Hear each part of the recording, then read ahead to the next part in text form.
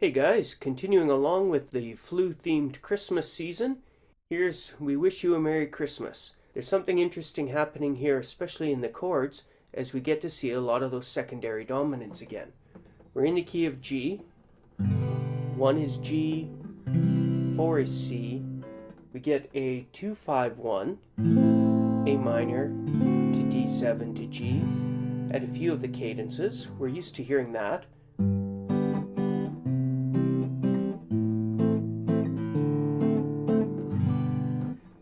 As we saw in the last two of our Christmas songs, though, when we approach that E minor, in this song it's the 6th, the relative minor. In O Holy Night, in the key of C, we were approaching E minor, the 3, with the B7. So it's interesting. In either key where we see an E minor, the B7 precedes it. The B7 is the secondary dominant, the 5 of the E minor. And I don't know if you can hear it, that's just Christmas to me, that B7 to the E minor.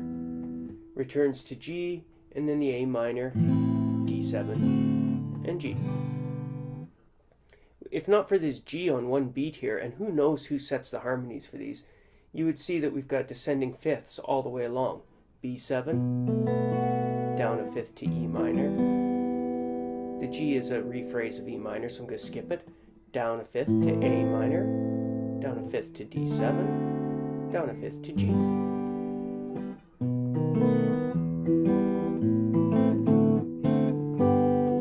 And there you see that whole descending fifth idea that we get in jazz and Tin Pan Alley songs.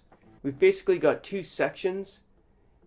We Wish You a Merry Christmas feels like a chorus, but the lyrics change, so it's got that verse connotation here. This part is called the bridge. Although it repeats itself, it sounds like maybe it's the chorus. And in this B section, we're on the 1 chord, G to the 5, where this section, the A section, went to the 4 chord, the A7 again to the D, D7 to G, 5 to 1, then the 2 in minor, 2, 5, 1 to put an end on it, and then we repeat. So that's a little look at the chording. Let's look at the melody now. Like with all our other songs, it's going to be mostly chord tones and a lot of scale passages. One thing I appreciate about this is it does something I do in my songwriting, which is hits one chord tone and remains on it. Here we come, as we've done so many times, from the 5 to the 1. As we've talked about before, that's Amazing Grace, Auld Lang Syne, the Bridal March, many of the Christmas hymns we've already looked at. So we're coming up on the pickup note on beat 3, from the D to the G. The G goes up to an upper neighbor tone, the A, but right back down. Back to the G, below it to the F sharp as we walk to the chord tone, the E on the C chord. And there we dance on that 3 times. So we went up the scale, came back down, and sat on the E note of the C chord.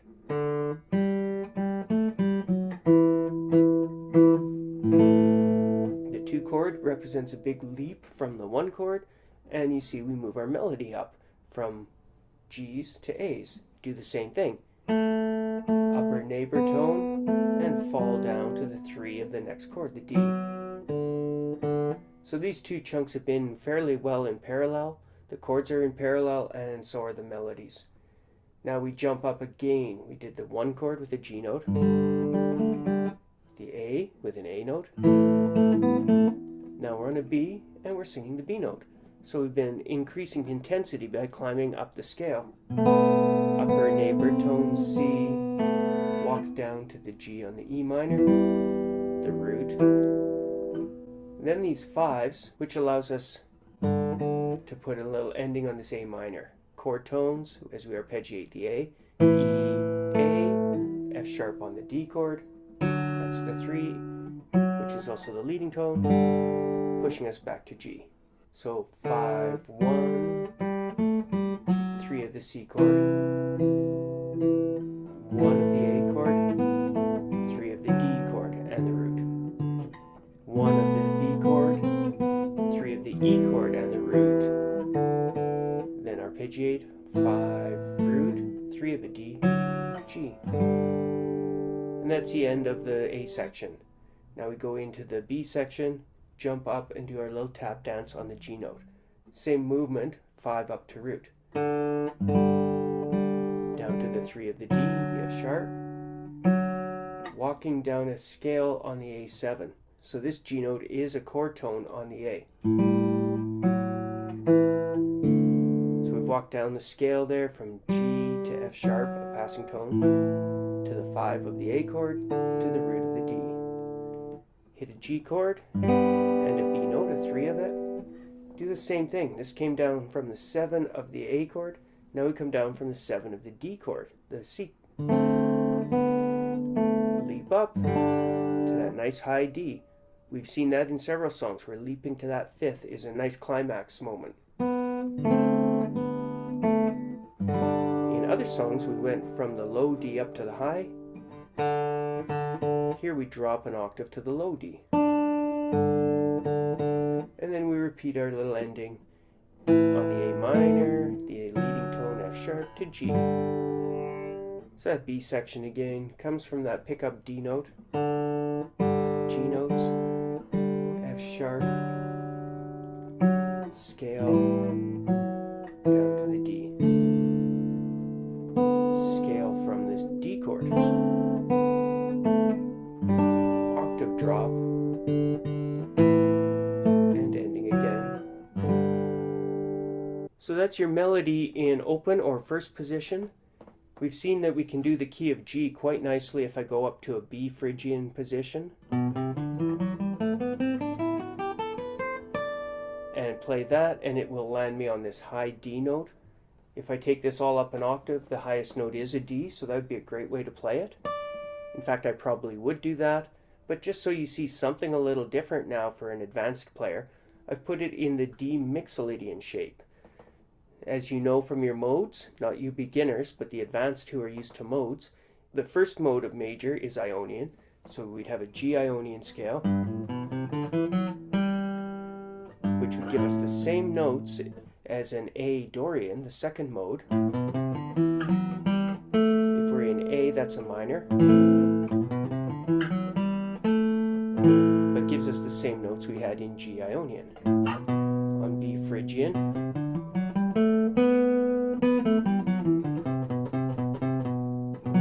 it's a kind of B minor, but again, B Phrygian is also a way to look at all the notes that we would have in the key of G. So I've jumped up to a D Mixolydian to do the same thing. The song is not in D, so it's not in D Mixolydian, it's in G Ionian. But D Mixolydian is the D mode in the key of G. So going to a D, I'm going to use that shape to give me the notes that I want. So we would have a major scale in D, except the C sharp would be C natural, because in G, C's aren't sharp. Relative to D, that's a flat 7, and that's what makes Mixolydian, a major scale with a flat 7. So D, E, F sharp, G, A, B, C natural, D, E, F sharp, G, A, B, C natural, D. So that's what I've written here.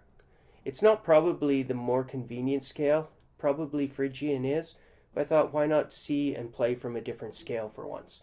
So we can do D. This D will be up an octave here at the 12th fret on the 4th string, the G, 12th fret of the 3rd string. In fact, in jazz, you are expected to take this song and put it up an octave because guitar is actually pitched an octave too low compared to the other instruments. So I can play D here, G on the 3rd string, 12th fret, to A on this 10th fret of the 2nd string. F sharp, right beside the G at 11. And I'll drift back to the 9th fret for these E's. Then A's at 10. A, B, 12, A, G back on the 3rd string. The F sharp and the D. F sharp being 11, D the 12th of the 4th string. Now when I jump up to the B, I want to finger it with something other than my pinky. Second or ring finger will do, because I want to get this C at the 13. So B is at 12 on the second string, and C is right beside it at 13. A is at 10, G back at the 12 of the third string, and step back to the 9 for the E's. E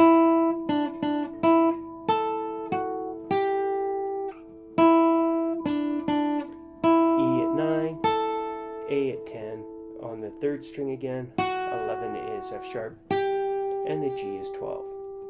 Same D and G, 4th string, 3rd string, 11th fret for F sharp, scale, 12, 11, 9, and 4th string, 12 for the D. Leap up to that B again, that's 12 of the second string, C is 13, B 12, A is 10, and D is 10 on the first string.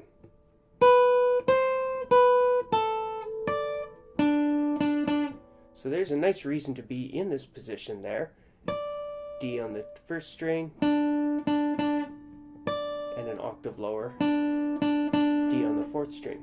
Then E is on 9 of the 3rd string, A is 10 of the 2nd, F sharp is 11, leading tone, into the G at the 12. I've marked some of these things off, this little arrow telling me F sharp is the leading tone to G, as D leads you to the G chord. So that's how it would be played up at the 10th position, or 9th position, if you count the E being back at the 9. Usually you don't. You locate your hand at 10 and then reach back for E and call that the 9th. Or in the open position. So let's try her out. Again, I'm going to try it fairly slowly. What I'm doing here is playing a melody that you can play along to. This is your melodic cue as to what you want to be doing melodically, whether you're low or whether you're high. But I'm also putting chords in behind. I don't want to just strum because you could easily get lost and not know where you are. But I don't want to play just melody either. I want you to hear some background and some harmony to it. For beginners, once you're practiced up, after a week or two, you can play along. For somebody advanced, if you're reading this in normal position way too easily and you want to play it in the 10th position, go ahead. Play it up there no matter what octave I'm playing. You can play an octave higher than my melody easily. And we'll give her a listen here. I'm not counting in any longer. You'll have to just pick up the count from when I start.